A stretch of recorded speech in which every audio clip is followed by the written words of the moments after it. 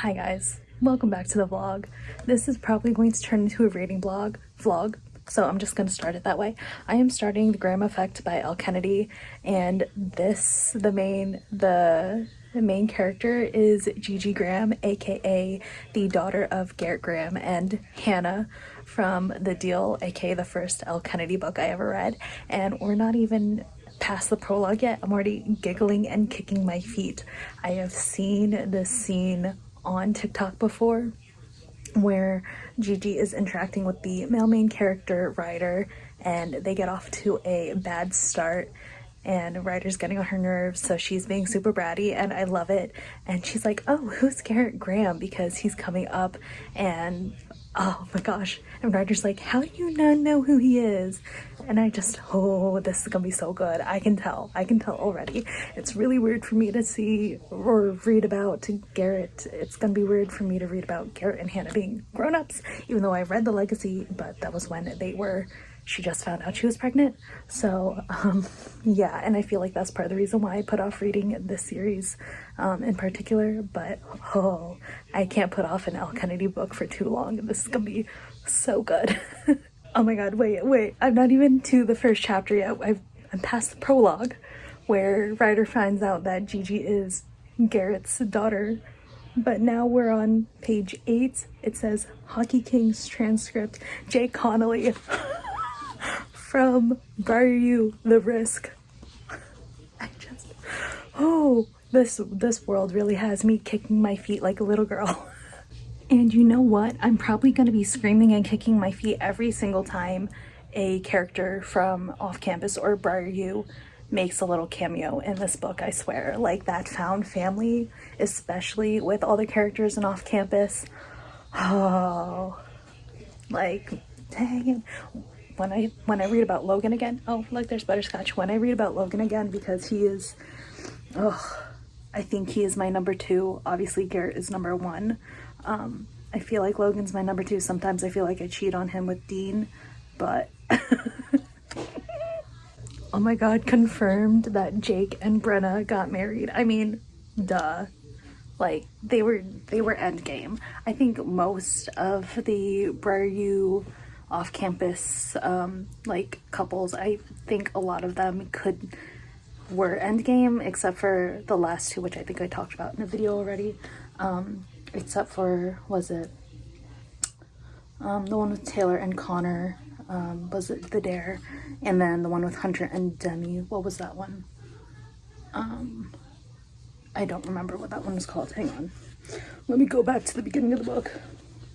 The play, yeah, the play and The Dare. I don't think those couples would have been endgame at all, but every other one, I think they could make it work. So confirmed, Jake and Brenna still together, because they referred to Coach Jensen, who is still coaching at BRU.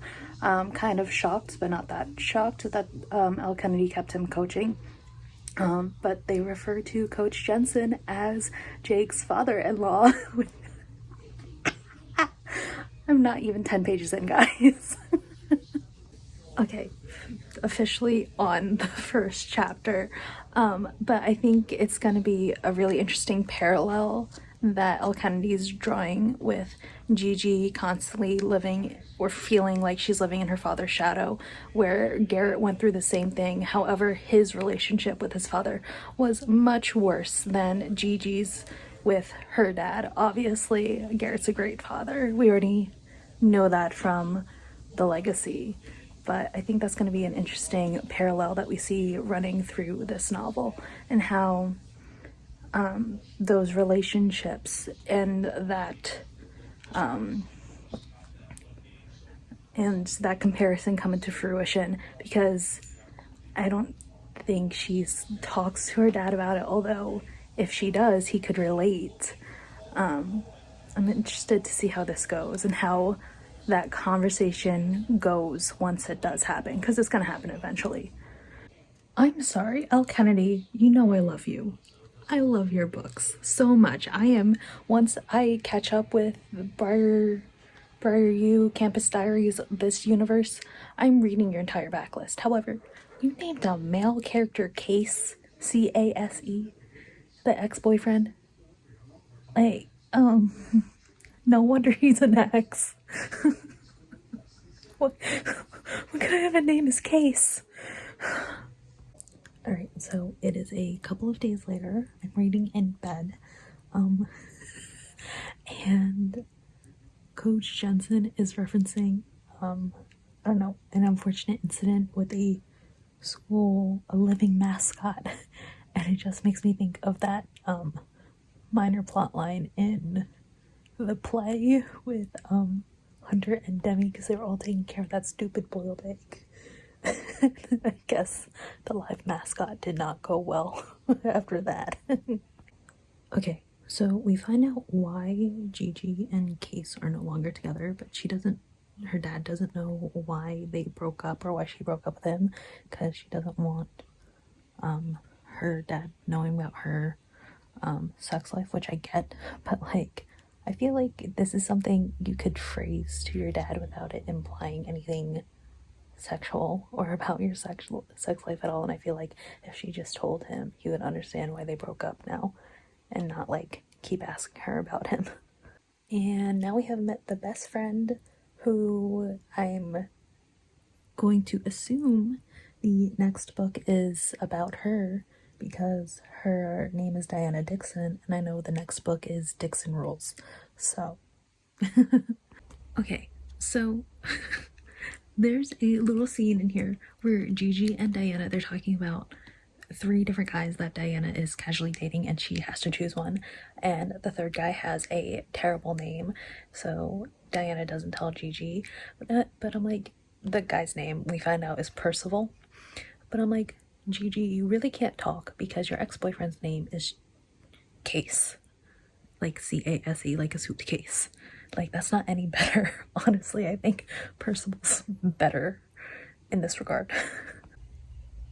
John Logan and Hunter Davenport mentioned, oh, as other legends that Briar has produced, but none like Garrett Graham. Of course, obviously, I mean, he's Garrett Graham, the one, the only, the OG.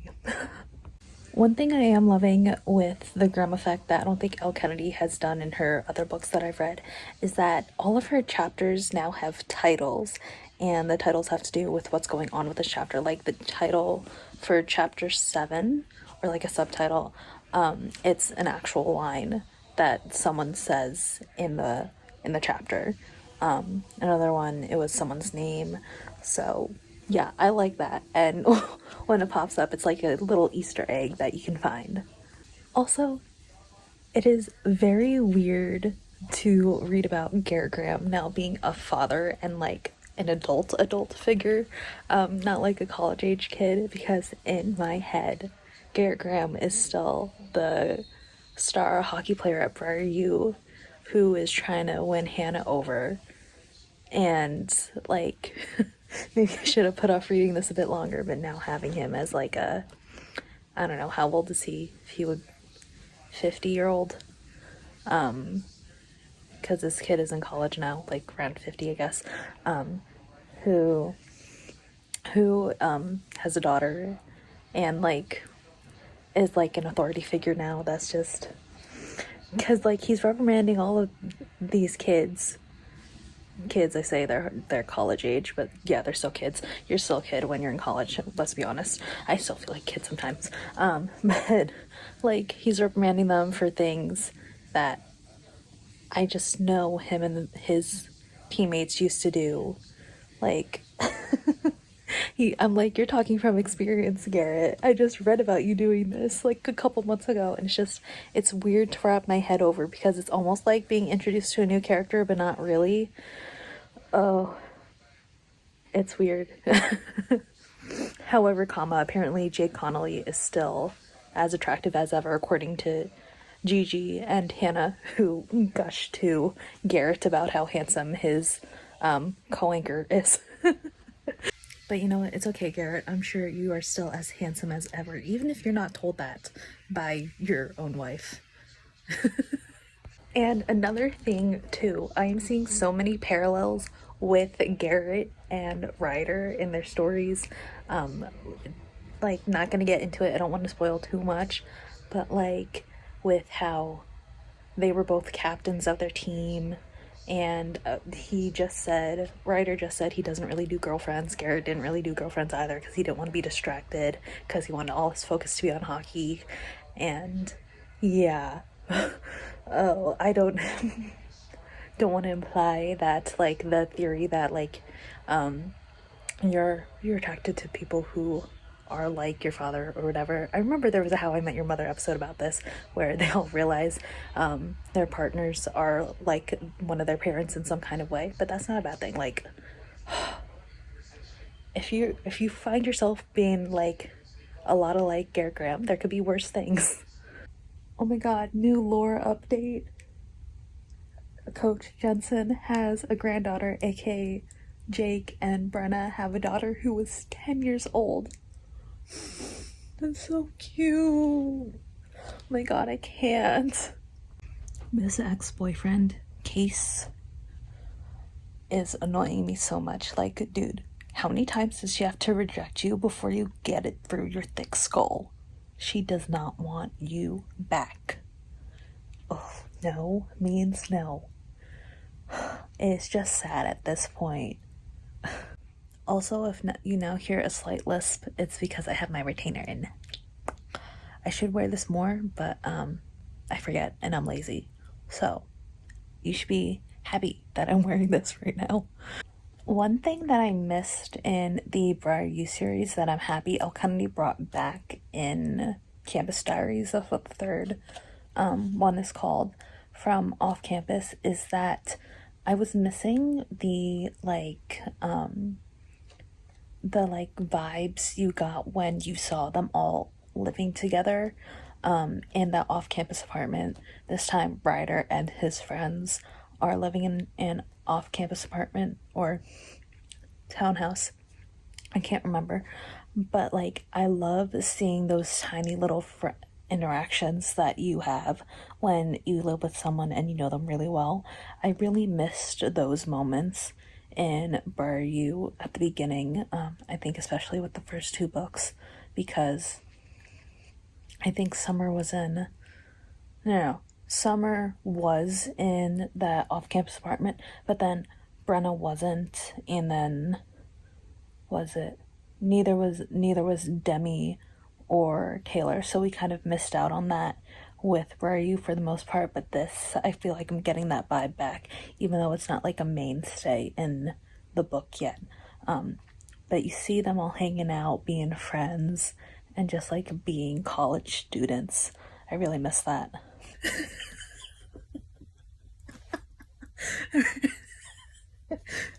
Let me know in the comments if this pickup line would work on you.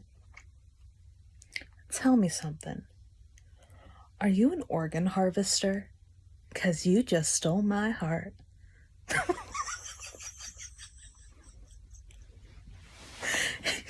I think if told right, it would get me, only with the sheer absurdity and confidence that you need to have to walk up to someone and say that pickup line in public. Like, awful pickup line, but I respect the confidence you have to say it to an actual person. Or maybe I'll just cringe and walk away. There's a 50-50 chance. Bro, their chemistry, my god. Didn't expect for it to get a little spicy this soon. And by spicy, I mean just implying stuff, not even anything happening right now. But Luke Ryder, hello. So I'm not usually a book annotation kind of gal. I've never really done it except for like making a notes page in my notes app and writing down quotes that I like in there. But I think I'm gonna start like tabbing this, because what I've wanted to do, what I've thought about doing for a little bit with specifically my romance series, or series where like romance is like a major plot point, is to just like tab parts of the story or interactions that the two love interests have with each other, and kind of tracking the relationship throughout the series and seeing how it develops and grows. because those are like my favorite parts, the like build up to it. So I think that's what I'm gonna do with these tabs that came in a package that I from a book I got from Tango.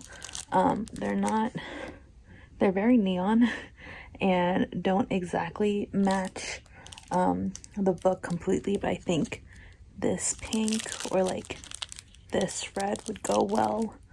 And then I don't know if I want to flag anything else, but if I was going to, I would want to flag like parallels between Ryder and Garrett and their stories, and also like Gigi and Garrett's, because I think I'm seeing some parallels there as well. So I'm on page 140, and I think I'm just gonna quickly like flip back and tab some things that like stood out to me so far but didn't stand out enough where I was like, oh, that's a good quote, I'm gonna write it down. Okay, so this is what it looks like now that I've added the tabs. The red are like tracking their relationship and that development, and the blue is anytime either Gigi's story or Ryder's story reminds me of Garrett's so far.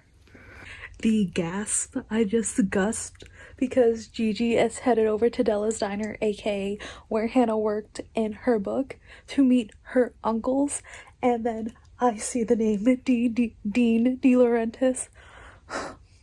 Uncle Dean, oh my god. See, this is like one of my favorite parts when you see other characters from other books, like having their little scenes. Wait, tell me Uncle Logan is here too, please. Yep. Uncle Logan. I literally haven't even read it yet. I just scanned the page for Uncle Logan. Does that mean Tucker's there too? He's okay. His book was not my favorite. I hate the accidental pregnancy trope. He is so sweet, but definitely not for me. I need someone with a little more spice to him. But oh my god, Dean and Logan. Wait, oh my god. And then I didn't even see this. And then Aunt Grace, because of course Grace and Logan stayed together at their end game. I think I've said this before, but I think all the OG couples from off campus, I think they're all end game. Obviously, but like even in my own head, I don't think they like the foundations for their relationship. I don't think they would have ever broken up. Can't say the same for Bru, but love it, love it, love it, love it. Oh my god. Oh my god, guys, I don't want to spoil this because the scene is so good, but of course Dean is the one who gives these things to Gigi. Of course it's her Uncle Dean. But also, okay, I will spoil this part. He's now coaching the Yale women's hockey team. He made his way up in the world from doing little pee-wee hockey in was it The Mistake to, was it The Score? The Score. I always get them mixed up for some reason. I don't know why. But from coaching little pee-wee hockey to then getting a job in New York doing, I think, high school. And now he's doing the Yale women's hockey team. Go Dean. Okay, Tucker mentioned, but not here. And Dean tries to play it off that Tucker was the man slut of their little group because he got a girl pregnant after a one-night stand, but come on, Dean. Come on, we all know the real answer to that. Aunt Sabrina mentioned as well. Their found family. Oh, I love it so much. Allie mentioned too. I mean, duh, of course, but still.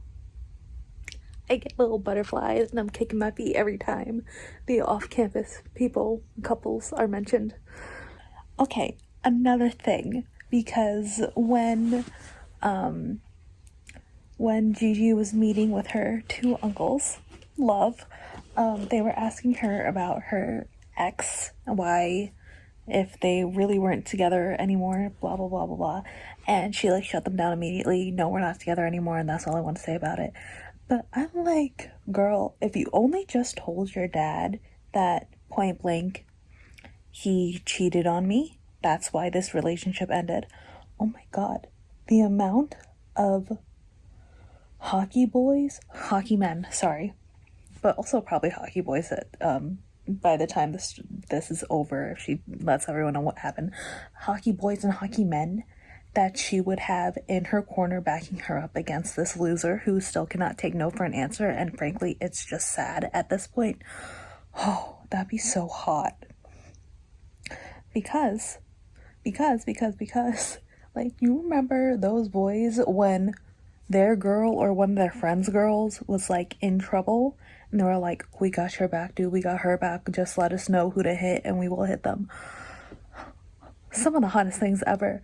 And now not only is it the daughter, but also like the niece, and just, oh, that would be so hot. Gigi girl, just like let them know he hurt me. That's all you gotta say. Like, you don't have to get into specifics about your sex life. Although, from what your Uncle Dean gave you, he assumes. But, like, just say he hurt me, he cheated on me. And those men are gonna be whooping his ass. And gonna look so hot doing it. Ooh. Okay, and this too is, it is 1:45 in the morning and I'm still reading, but it's a Friday night, so I have nowhere to go tomorrow. I can sleep in. But going back to, like, this reminds me of, like, Garrett. Even the, like, how they're getting to know each other and working together is reminding me so much of Garrett and Hannah's story, specifically after reading this one line where Ryder refers to their arrangement as their deal. I was like, oh wait, that's the first book of with Garrett and Hannah's story. It literally called The Deal. And wow, it's all coming together. Elle Kennedy, I see what you're doing.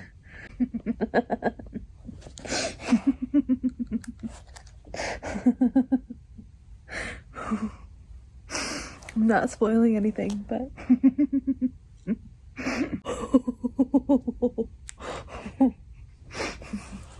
Luke Ryder, the man that you are.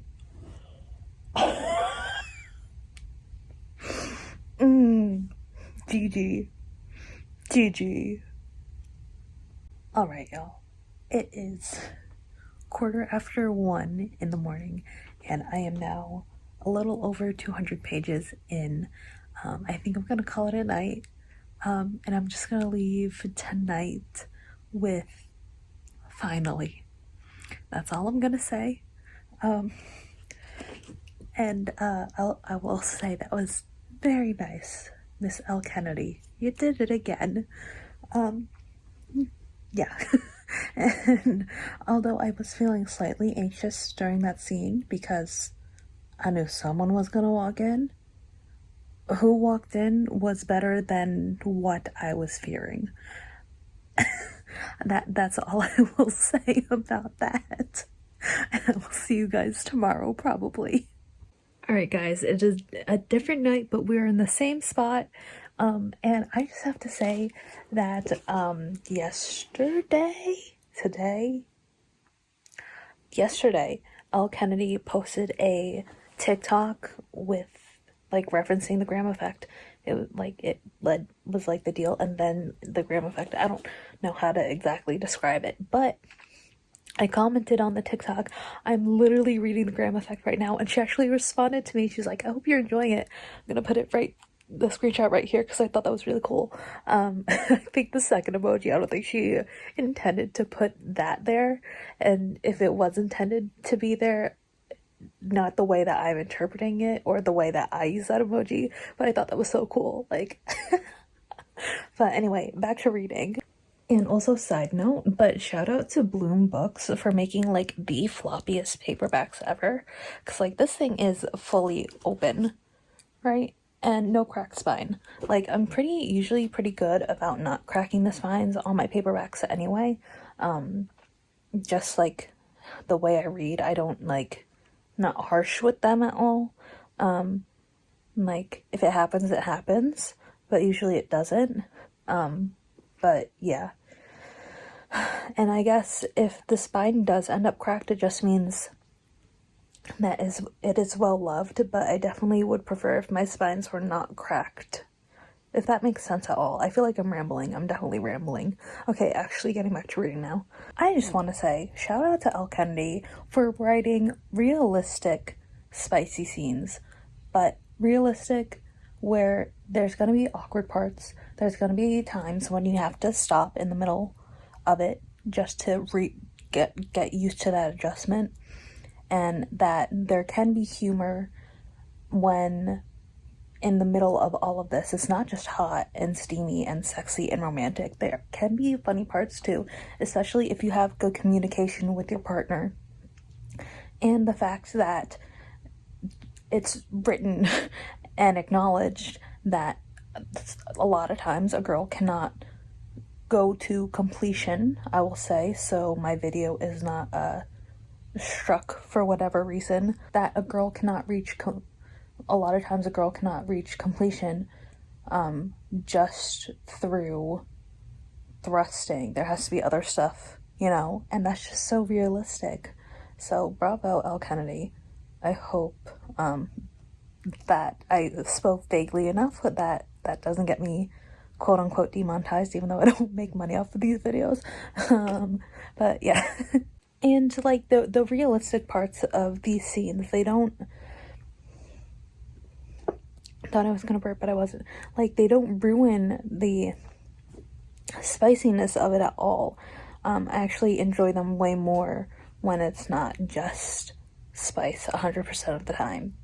I think that there needs to be a balance there, and I think Elle Kennedy found a really nice balance when writing these kind of scenes. Okay, new lore just dropped that Sabrina and Tucker's kid, Alex, I don't remember if that's the name of the kid from the Legacy. Oops. The details of the last book, I'm going to be so completely honest, and their chapter in the Legacy are very blurry. Like, I remember, like, broad aspects of it, but the kid's name, couldn't tell you. But, was it Gigi has a cousin, Alexandra Tucker, which obviously that's Tucker's last name. Tucker's name, yeah, last name, he goes by his last name because his first name is John, but then John Logan, that's why they call him Logan. Yeah, anyway, rambling, as I so often do, is a supermodel who is starting a makeup brand, or a makeup line. So, new lore drop, pretty cool. I like hearing about all the side characters and what they're doing. New Jersey Devils mentioned by Jake Connolly and Garrett Graham in their whatever show they're doing, whatever broadcast. And makes my little heart happy because my family, we are New Jersey Devils fans. New Jersey does not get a lot of sports teams, so when we do, I ride hard for them. I used to go to games as a lot when I was a kid, 1 or 2 a year. But I wasn't like super into it, but ever since starting to read Hockey Romance and Elle Kennedy, I've been wanting to get more into hockey. And I actually just watched the game tonight with my dad. We won. It was an intense third period, but we won. But yeah, just side note, fun fact. I just got to a scene with a PowerPoint that is very reminiscent of the one PowerPoint scene in Red, White, and Royal Blue. Oh my gosh, that iconic scene that right now I can't think of the like slide titles that Madam President came up with. Oh my gosh, but they were so funny, and this is so funny. Alright, it is the next day. There wasn't much to update with last night. Just more spice, really. And I stayed up way too late reading, if you can't tell by the bags under my eyes. But based on the title of this chapter alone, I know some drama is going to go down, and I'm about 2/3 of the way through the book. So I think I'm on a little over 300 pages in. Um, so yeah, the title is She's Effing Me, Bro. So yeah, I am anticipating a lot of fallout, a lot of drama, a lot of anxiety. Oh my god, we're getting the story behind the no pets rule. And apparently, they did get a pet pig after Hunter's group did the whole hard boiled egg thing. Oh my god. Okay, so I was wrong. There wasn't a lot of drama that went down. They actually bonded, which is good because the co-captains really need to set an example for the rest of the team, and I think it's starting to happen, but that just means that there's going to be even bigger fallout later when everything eventually comes to fruition, because it always does in oh my god, what is the word I'm looking for in incidents like this? No, that's not right, but I can't think of the word that I want. I think it starts with a C. Oh my god, guys, help. I'm gonna show you guys something with no context whatsoever. And even with the context, I'm still wheezing. But ready? Just a bunch of hockey boys all texting, I'm aching for you.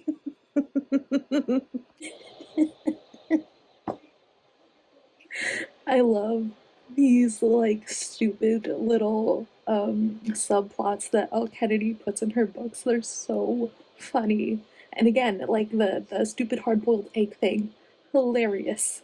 Like this is the boys will be boys that I love reading about. More lore updates. Summer did become a fashion designer, of course. Um, and I'm gonna guess that everything she makes is super chic, and I would definitely want to wear it in real life. The fact that Gigi and Ryder haven't told Case about their whole deal with their whatever the relationship between them is yet is really starting to aggravate me, because nothing good can come out of telling him now or even later on. It's just gonna blow up in their faces, and I'm like, oh my god, just tell him already. He's a big boy, he can handle it, and it'd be better for him to deal with those emotions that come out of them telling him now than it be at like a very important game that they need to win in order to get to like Frozen 4 or something like that. Oh, I just want to be like, tell him. I feel us ramping up for a third act breakup, and I don't want to read it. Does every single romance book need to have a third act breakup? Really? It's just like I've read some where they don't have a third act breakup, and those are amazing.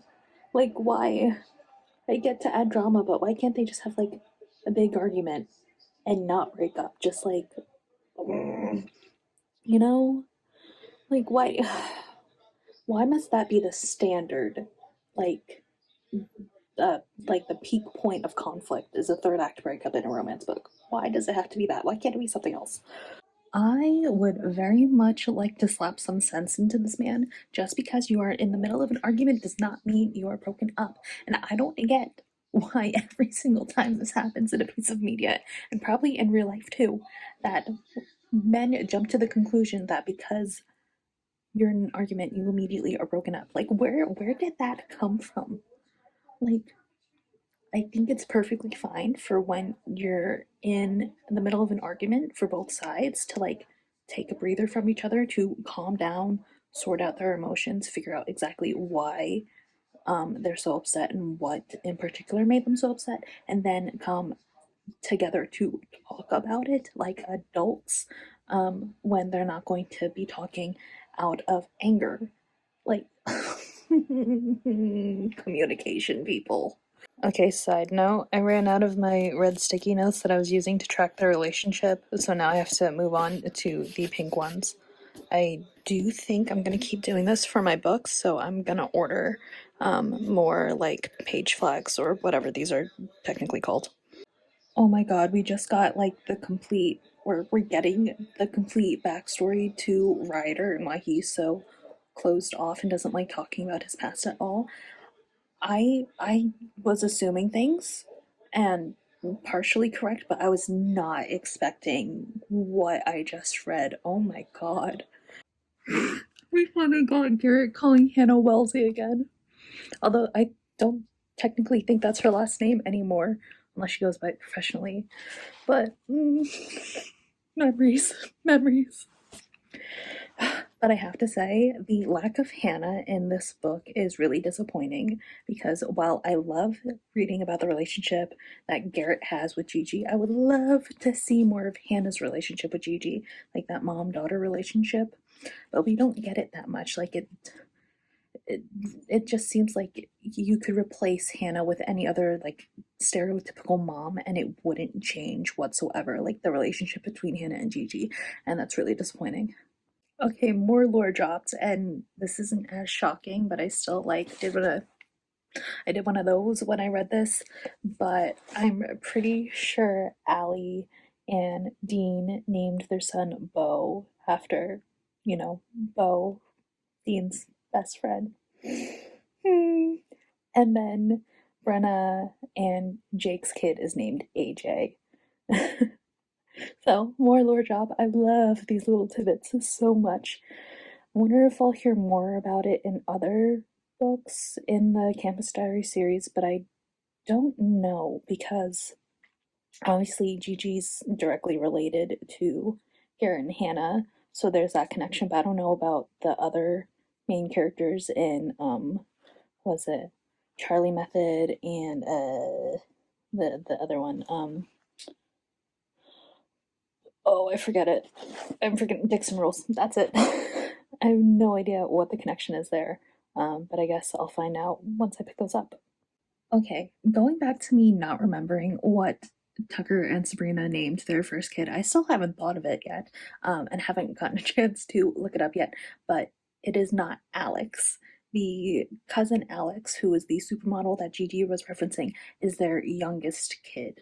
So definitely did not technically meet her in the goal or the legacy yet. She finally told her dad, Garrett Graham, the Garrett Graham, why her and Case are never, ever getting back together again. Like, why was that so hard to just come out and say he cheated on me? What the don't need specifics with the sex life at all. Just say he cheated on me point blank, and that's good enough. Like, oh my god, thank God.